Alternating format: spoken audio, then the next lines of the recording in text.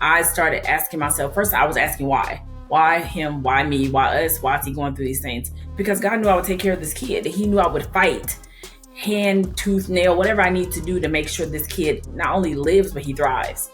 And so I was like, at this point now, I'm honored. I'm honored to know that I was entrusted to be his mother and just to be here to fight for him and everyone who also is living with epilepsy.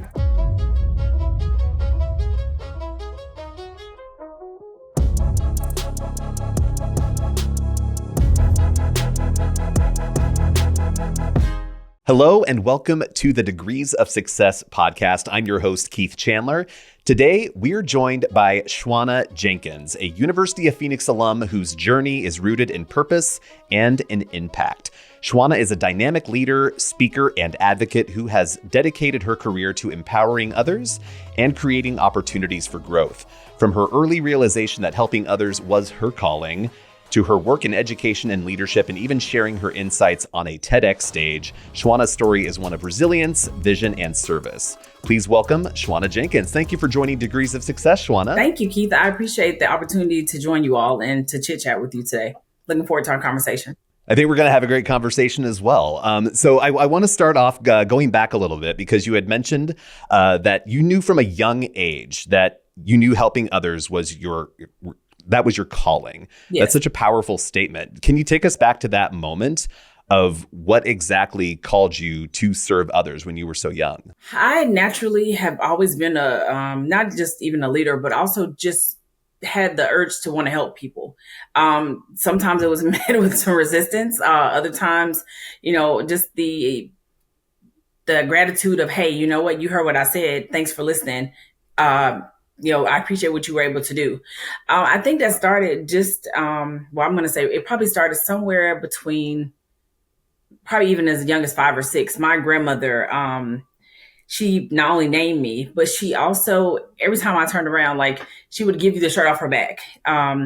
I remember friends of hers coming to stay with her, my grandfather a couple times, here and there, and they might be on hard times. And she would just literally open her door and the kitchen to them, and that would be it. Just seeing her do that and just seeing her kind of, again, butt in sometimes too, when she would overhear people saying that they needed help, definitely caused me to feel like, you know what, that's a really great thing to do, just to be able to help folks. And so after that, between that and being the oldest of 3 siblings plus the bonus sibling, that was my role, just to help and just pitch in instead of waiting for someone to say they needed something, almost anticipating the people's needs around me kind of thing.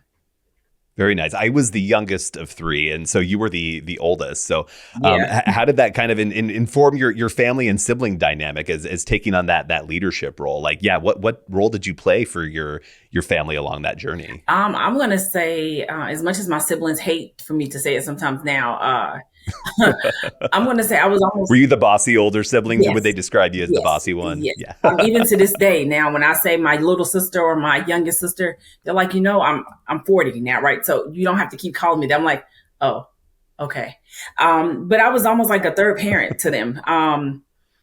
Again, sometimes they loved it. Other times they're like, why are you always telling on us? And I'm like, okay, well, sorry. Don't do that next time kind of thing. Not only that, but I remember even when I first went away to the Army and then I came back home to visit my dad and my siblings, I remember thinking to myself that one of the things that you learn how to do in the military, unfortunately, is curse. And so I remember thinking to myself that when I come home, I can't use this language around them because I don't want them to pick up the language and then think that it's okay to say those kind of things. And so, I would go around the house curbing what I was saying. And the next thing I know, they were picking it up. So I would be like, oh, mother, father. And they're like, what? I'm like, yeah, never mind. It's okay. Never mind. I'm just saying I'm mad, kind of thing. But yeah. Developed your own vernacular along the way. Yes. And I think, as an older sibling, because I know people say it's nothing to the birth order, but I do believe that it is a real thing about the birth order. And I think as the oldest, even without someone telling you, you have this desire to want to make sure that you make a great example for the people behind you, but also that maybe if you can even help make it easier for them when they come behind you, Sometimes, again, that's great. Other times, I'm sure it was bothersome to my siblings. Oh, you're Shawanna's sister. Yeah, I have a name, but okay, kind of thing. But yeah, I definitely wanted to make a great example for them, so they would not necessarily follow my footsteps, but just know that, hey, I can do amazing things too, despite some of the things we might have seen.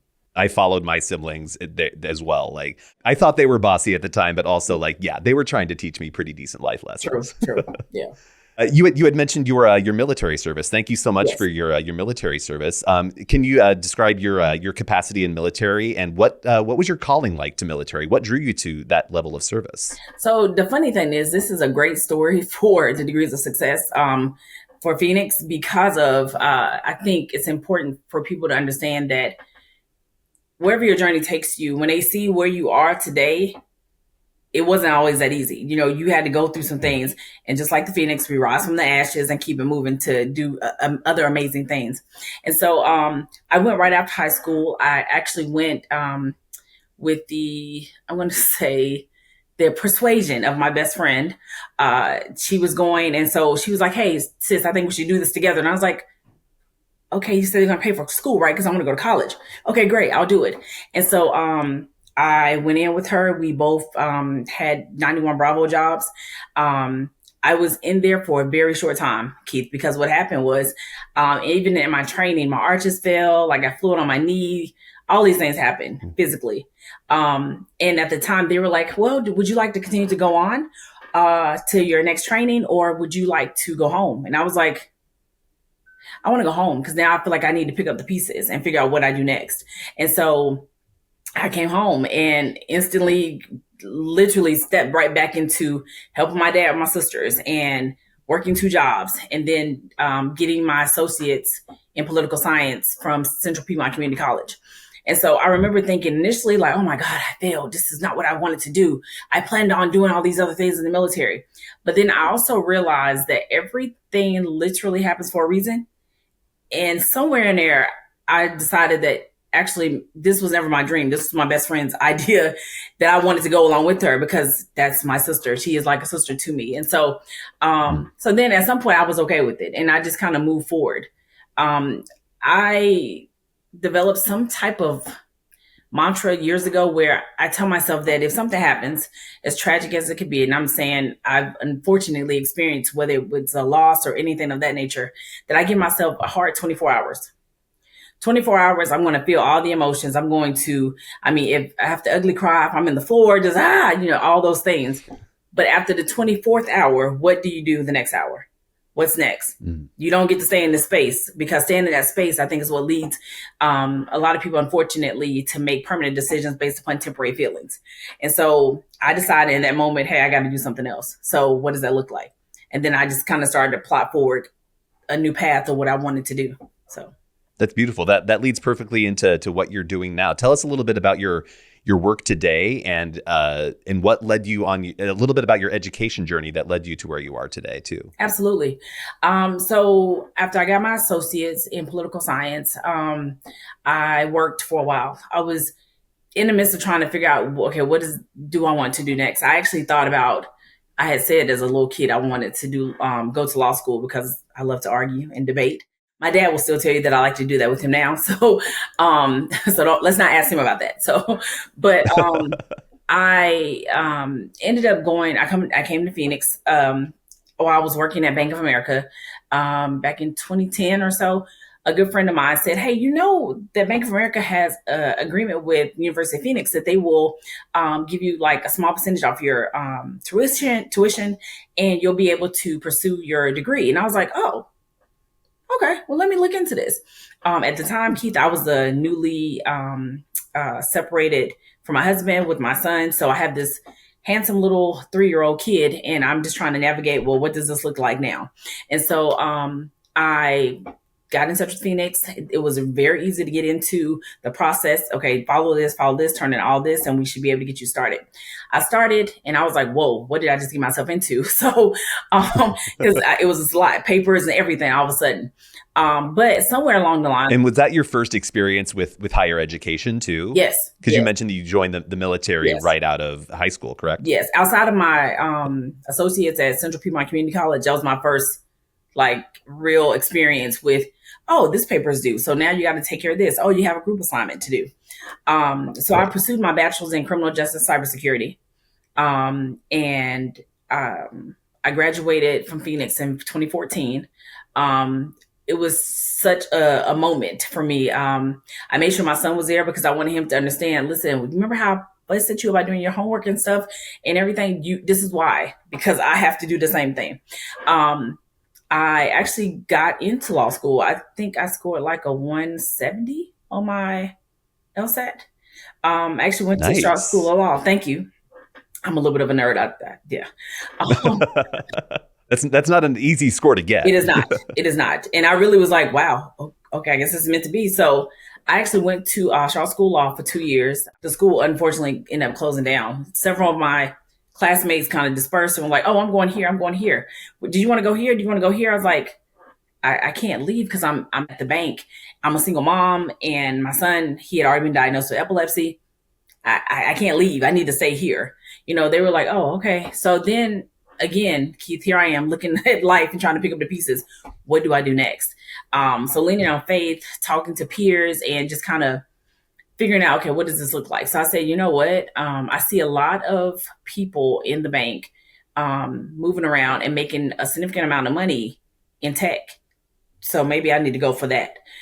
And so I said, well, I'm going to go back to school. And I went back to Phoenix, and which they welcomed me with open arms. And I pursued my master's in criminal justice cybersecurity. Um, and so I started to navigate through that. In the process, I met my now husband. We blended a family together. And I graduated with that master's in 2018. Got into tech. I think I was in financial crimes at the time.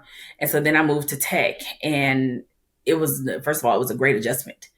It was the money was like, phew, oh, this is different. Financially, a much Yes, bigger difference. Yeah. yes, for sure, for sure. I was like, now why didn't I come over here before? So that was really cool. And I liked what I was doing at first. I was doing like cloud assessments.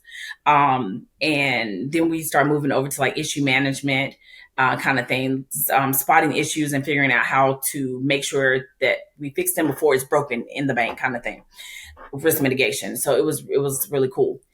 And then I started to think, okay, well, I made the money that I was thinking I wanted to make. Okay, what else do I want to do? What else? Mm. Then, of course, COVID-19 happened, and the world shifted, and I was like, okay, this is different. So what else do I want to do? And so I remember telling my husband, I was like, I want to help people. I want to help.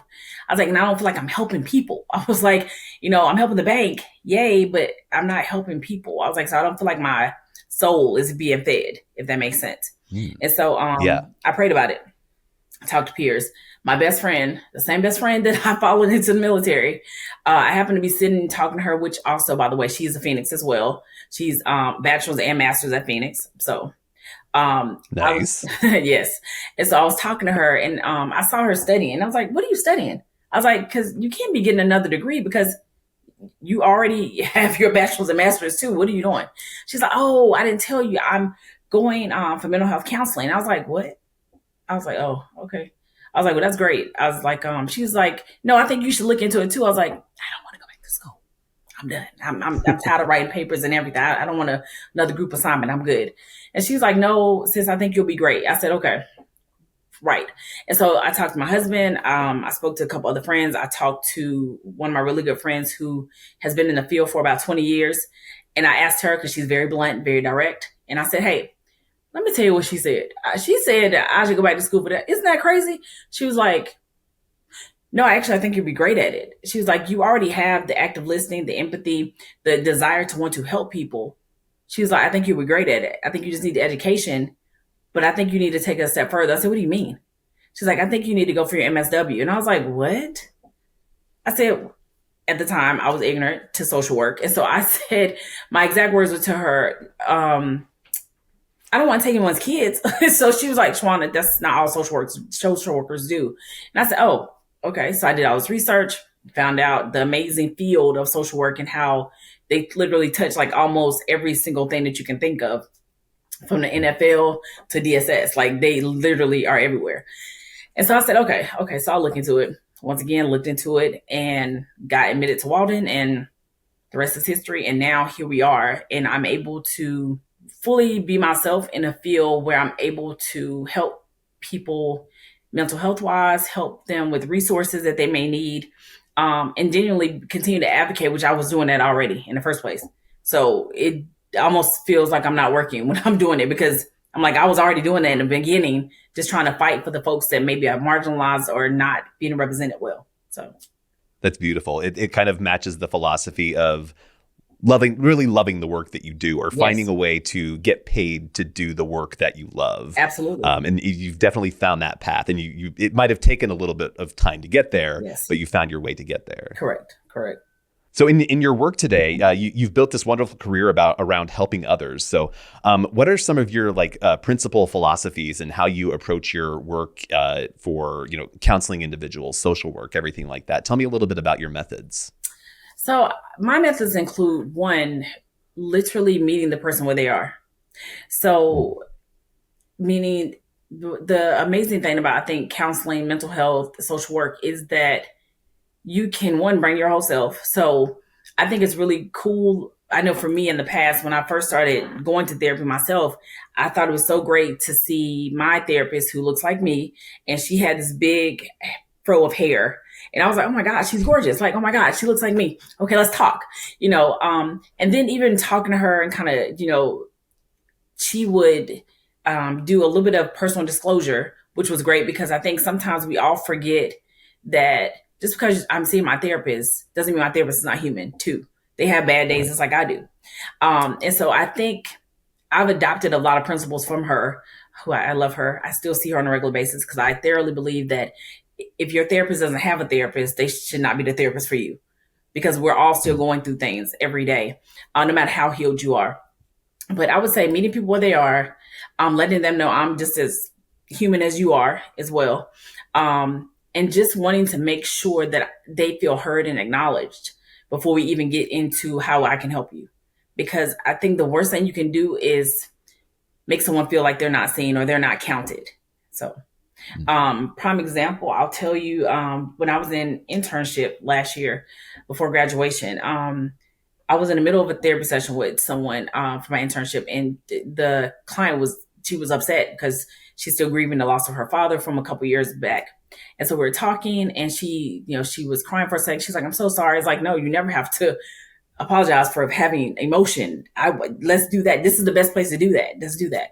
And so she was seeing her cry. So we're virtual, and all of a sudden I hear a doo-doo-doo, and I was like, can you give me just a moment? I'm just going to turn my camera off. I'll be right back. She's like, no, that's fine. She's like, I need to get myself together. I said, okay. I stepped away. My son had a seizure next door, right beside my office space is where his room is. And so I could hear him. And so I was like, okay. So I tended to him, make sure he came back. It took him about 3 minutes to come back.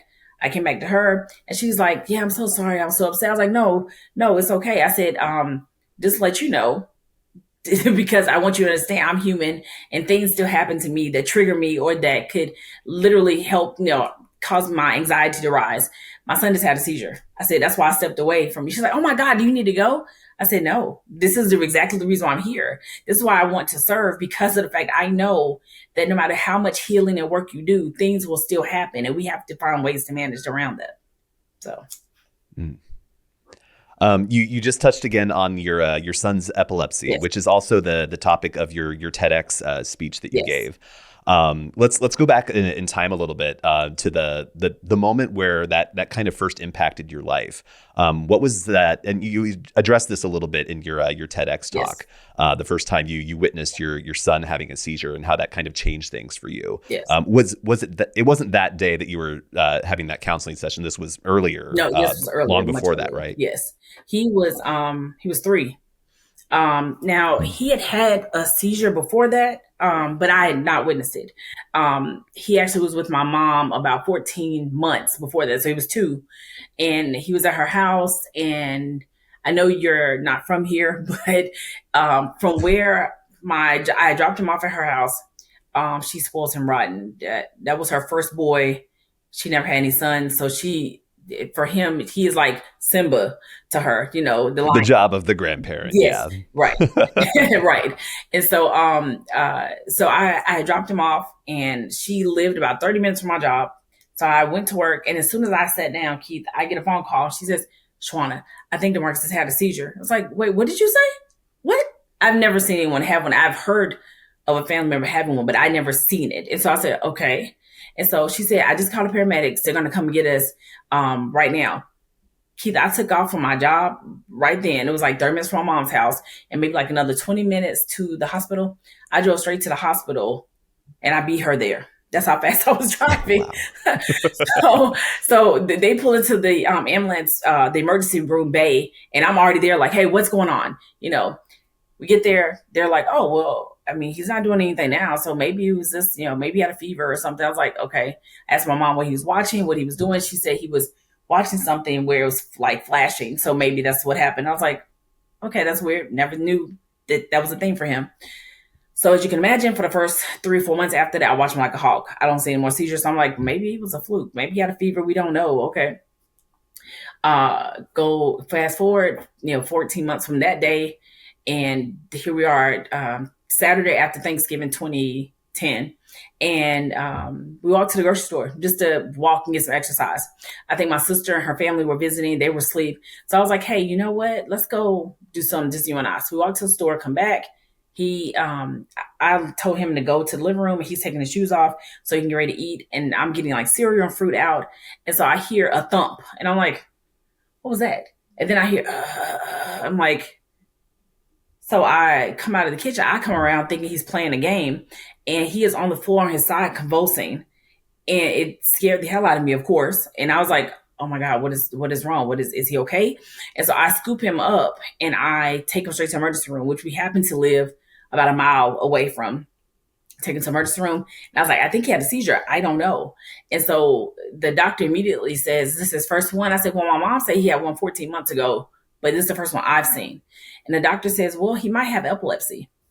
Again, ignorant at the time. I didn't know what that meant. So I said, well, no, he's hit all his developmental stages. Like he was, his APGAR was fine. Like he hasn't had any issues. They were like, no, that's not what that means. I was like, oh.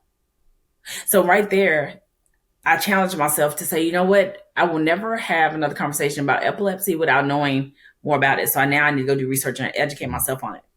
And so that's what I did. And so from November of 2010 to January 2011, he didn't have any more. They've scheduled him for an MRI on MLK Monday, 2011. And he went, had MRI. They were like, yeah, we didn't see any brain abnormalities. So we don't know why he would have had a seizure. I was like, that's weird. Keith, the very next day, he had 3 seizures. I was like, how did we just go from 14 months to a couple months to now 3 in a day? They were like, so then they called me and said he definitely has it. I was like, all right. And so here we are. And like I was saying in my TEDx speech, from there on, life changed like overnight. I went from like he was already kind of being raised to be independent. And so it was an adjustment because now I'm like, hey, you okay? You okay now? Hey, what do I now? Which now he hates that because he's a teenager. He's like, leave me alone. But somewhere in between that time, I started asking myself, first I was asking why him, why me, why us, why is he going through these things? And I remember I spoke to a cousin of mine who had a daughter around the same age. And I heard her say this. Unfortunately, her daughter passed away because she was a preemie. But she said, I started thinking, why not me? Why not? And I was like, no, you're right. Because why not me? Because God knew I would take care of this kid. He knew I would fight hand, tooth, nail, whatever I need to do to make sure this kid not only lives, but he thrives. And so I was like, at this point now, I'm honored. I'm honored to know that I was entrusted to be his mother and just to be here to fight for him and everyone who also is living with epilepsy. And not even just them, but also their families, because it is a major adjustment. And I know maybe some people are not necessarily ready to talk about it, but it's important for us to also recognize the fact that we all do have to go through that period of mourning where you have to grieve for the life that you thought they would have. And not to say he won't have an amazing life, because I believe he will, but it's going to look different because now, he's trying to decide now if he wants to go to college. And I'm like, okay, great. You need to go somewhere like UNC Charlotte, somewhere that's down the street. There's a lot of things to consider in Yes, that yes, process. Yeah. yes, that you would have never thought about. He wants to drive. He can't drive yet. Like I was saying in my speech, you have to be 6 months, no seizures before they will sign off on your driver's ed. His mother, me, I'm saying 12 months. So Yeah. it was Being a all, little bit yeah, overly yeah, cautious in a just a good way. little, Yeah. yes. So, but all those things play a part in it, which of course at the time I didn't know. I didn't know how much your even your what's the word I'm looking for? Your academics play a part in it. Your mood, every single thing about your life. Epilepsy is like a spider, and it touches every single piece of it. And you just have to really just prepare. Okay, so what are we doing now? Okay, I was trying to keep him alive, but now I need to keep him alive and make sure his grades are up because he's not processing as fast now. Okay, so it's all those things. What was the moment like for you when you decided to tell your story about you and your sons and your family's experience in dealing with epilepsy? Before the TEDx, Yeah. every single year, in fact, I think it's probably the first year that I haven't done something major, but I guess I did TEDx. But every November, this is Epilepsy Awareness Month. And so every November, I challenge myself with something. And usually it goes by his his age that he's turning, because his birthday is December 2nd, right after Epilepsy Awareness Month. And so I think like 2 years ago, I said, hey, I'm going to challenge myself. He's turning 17. So I'm going to challenge myself to do 17 speaking engagements, even if it's 5 people or 20 people in a room or more. I'm going to speak out about epilepsy and raise awareness, because a lot of people still don't quite understand what it looks like. They think, oh, well, yeah, you have convulsions, right? Well, what about the seizures that don't involve convulsions? What about the ones that you're talking and you just kind of stare off for 15 seconds and then you come back and say, hey, what happened? Did I say something? What about the devices? Right now, he literally has 2 devices in his body. One that's actually connected to his brain with the implant that he just got a month ago. All these Wow. things, a seizure watch that he sleeps with at night to make sure that if he does have a seizure at night, we know that we can, hear him, because it'll call my phone and my husband's phone to say, hey, seizure, DeMarcus needs your help. All these things are put into place. But again, every year I try to figure out how I can spread awareness. And so, like, I think next year I had said, I'm already planning to go around to maybe some of the local churches and talk, maybe for like a 5 to 10 minute frame, just to talk about, hey, let me tell you what this looks like. Because I also realized that sometimes in the African American community, people are not talking about it for fear of someone judging them. And so I think for me, I wanted to talk about it and to make it a thing, because I see so many things about autism. I see so many things about even ADHD, but no one really talks about how you're also neurospicy if you have epilepsy. So that's what drove me wanting to talk about it. I personally want to thank you for speaking out and being an advocate for those who have epilepsy. Thank you. As someone who suffers from epilepsy personally, it's something that I think, again, it's such an invisible kind of disability. I don't like to call it a disability, but it's something that people don't necessarily realize. Yes. And you have to take a lot of things into consideration. And there's also like some stigma attached to it as well. Absolutely. Having to, and I feel very fortunate that I don't have it as a debilitating case as a lot of people do, such as your son, for example. Yes. It sounds like his surgery was reasonably successful as well, and it sounds like he's doing pretty good. Is that accurate? Yes, he's only had 2 seizures since the surgery. And ironically enough, those 2 happened the night before TEDx during a rehearsal. They Oh have a wow. video somewhere of me in the hallway and I'm pacing, and I have my phone in this hand and I have my cue cards in this hand while I'm trying to like go over my points, and I'm looking at the slide, and then I get a text from my husband that says, a grandma. Mm. Of course, I text back some explicit words, and it's like, what? We made it 26 days. How did we get from 26 days, no seizures, to now that we're having this big grand mal seizure? And so I was like, okay, okay. And so then a couple seconds later, or probably like 10 minutes later, I'm still going on my things. And so he's like, baby, he just had another one, but it's petite mal. Another one? Okay. And so Janice, I think she walked over to me. She's like, hey, are you okay? You ready? And I was like, yeah. She is the president of the University of Phoenix Charlotte Alumni Leadership Council. Yeah, just trying to pull myself together here because Marcus just had these 2 seizures. She's like, what? Oh my God, do you need to leave? And I was like, no. I thought about it for a second.